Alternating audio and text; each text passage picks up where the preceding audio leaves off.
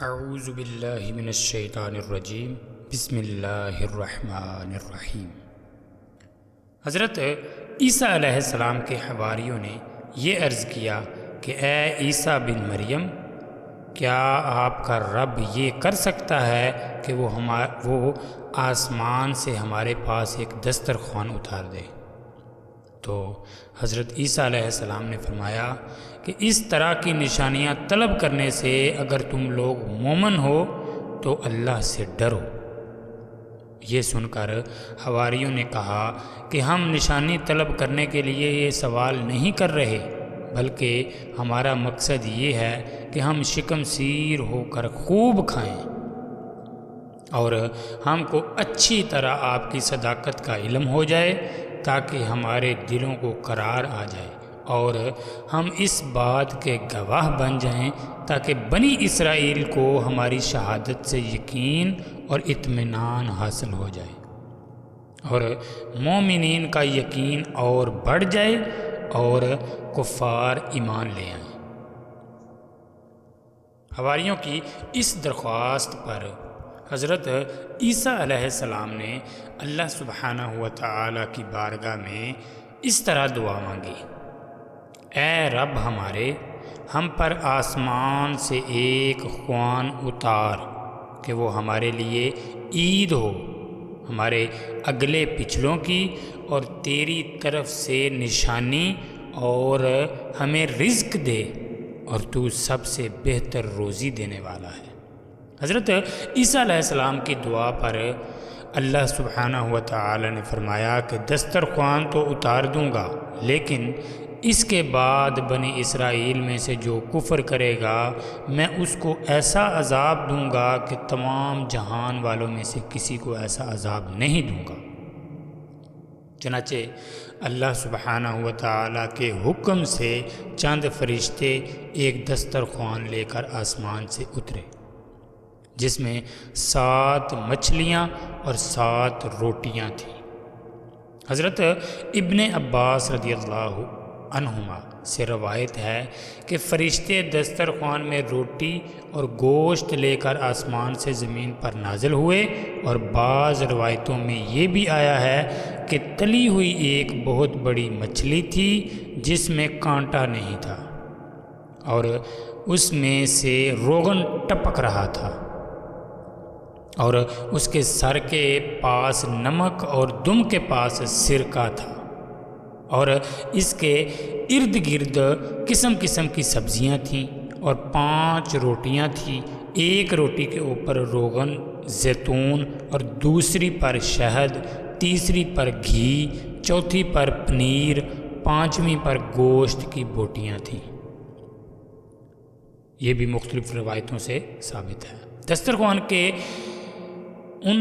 سامانوں کو دیکھ کر حضرت عیسیٰ علیہ السلام کے ایک حواری شمعون نے کہا، جو تمام حواریوں کا سردار تھا، کہ اے روح اللہ، یہ دسترخوان دنیا کے کھانوں میں سے ہے یا آخرت کے؟ تو آپ نے فرمایا،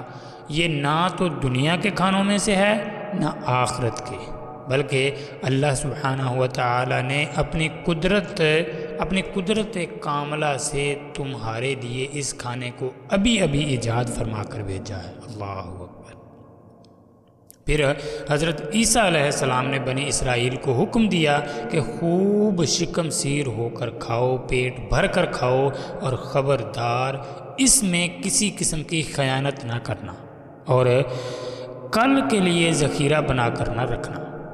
مگر بنی اسرائیل نے اس میں خیانت بھی کر ڈالی اور کل کے لیے ذخیرہ بنا کر بھی رکھ لیا۔ اس نافرمانی کی وجہ سے اللہ سبحانہ و تعالی کا ان لوگوں پر یہ عذاب آیا کہ یہ لوگ رات کو سوئے تو اچھے خاصے تھے، مگر صبح کو اٹھے تو مسخ ہو کر کچھ خنزیر اور کچھ بندر بن گئے۔ پھر حضرت عیسیٰ علیہ السلام نے ان لوگوں کی موت کے لیے دعا مانگی تو تیسرے دن یہ لوگ مر کر دنیا سے نیست و نابود ہو گئے، اور کسی کو یہ بھی معلوم نہیں ہوا کہ ان کی لاشوں کو زمین نگل گئی یا اللہ نے ان کو کیا کر دیا۔ اللہ سبحانہ و تعالی نے اس عجیب اور عظیم و شان واقعہ کا تذکرہ قرآن مجید فرقان حمید کی سورہ مائدہ میں فرمایا ہے۔ اسی واقعہ کی وجہ سے اس سورہ کا نام مائدہ رکھا گیا، کیونکہ مائدہ دسترخوان کو کہتے ہیں۔ بسم اللہ الرحمن الرحیم۔ قال عیسی ابن مریم اللہم ربنا انزل علینا مائدة من السماء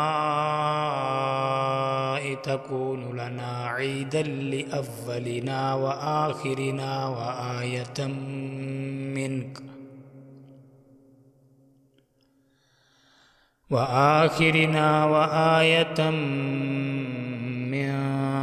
وارزقنا وأنت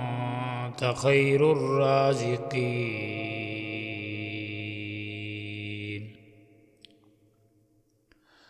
قال الله إني منزلها عليكم فمن يكفر بعد منكم فإني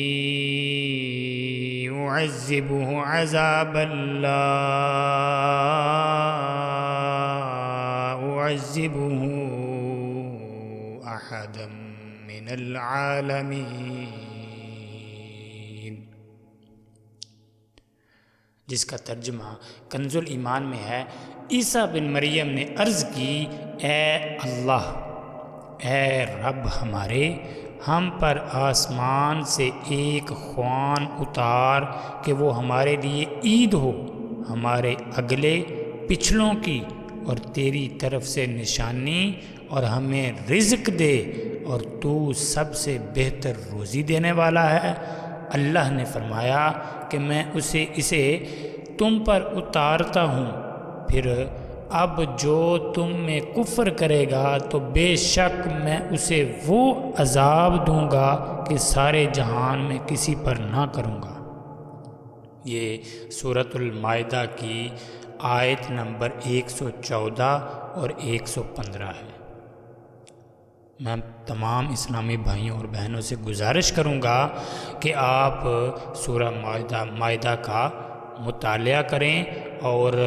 ان آیات کی ترجمہ و تفسیر کا مطالعہ ضرور کریں۔ تو میرے اسلامی بھائی اور بہنوں،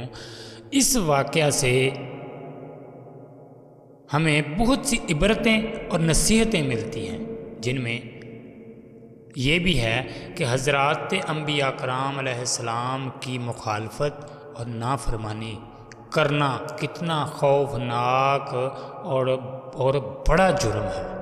آپ دیکھ لیجئے کہ بنی اسرائیل نے جب اپنے نبی علیہ السلام کی مخالفت و نافرمانی کرتے ہوئے آسمانی دسترخوان میں خیانت کی اور کل کے لیے ذخیرہ بنا کر رکھ لیا، حالانکہ حضرت عیسیٰ علیہ السلام نے ان کو کھانے سے پہلے ہی منع فرما دیا تھا کہ تم خبردار ہو جاؤ